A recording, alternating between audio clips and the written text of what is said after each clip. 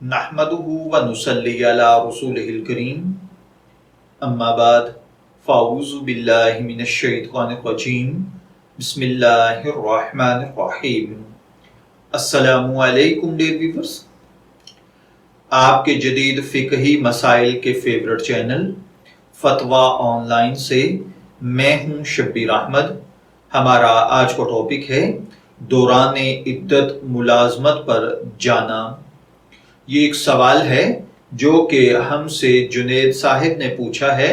वो कहते हैं कि एक औरत जो कि प्राइवेट कंपनी में जॉब करती हैं, अब उसके शोहर की वफात हो चुकी है, वो इद्दत में हैं। अब सवाल ये है कि क्या वो अशद ज़रूरत के तहत ड्यूटी अदा कर सकती हैं, और ये दौरान इद्दत करना होगा क्योंकि उनको ना ही इस ड्यूटी से छुट्टियां मिलेंगी और ना कोई इसके अलावा दूसरा जरिया मुआश है।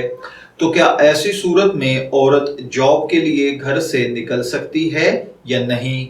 तो देखिए भाइयों और बहनों, औरत का अगर इस मुलाजमत के अलावा कोई और जरिया आमदन ना हो और ना ही इसकी कफालत करने वाला यानी बेटा, भाई, बाप या कोई सरपरस्त मौजूद हो, तो ऐसी सूरत में इसके लिए दिन के वक्त मुलाजमत के लिए निकलने की गुंजाइश है।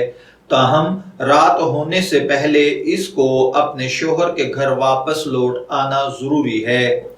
मैं दुआगो हूं कि अल्लाह ताला हमें इन बातों को समझकर इनके मुताबिक अमल करने की तौफीक अता फरमाए।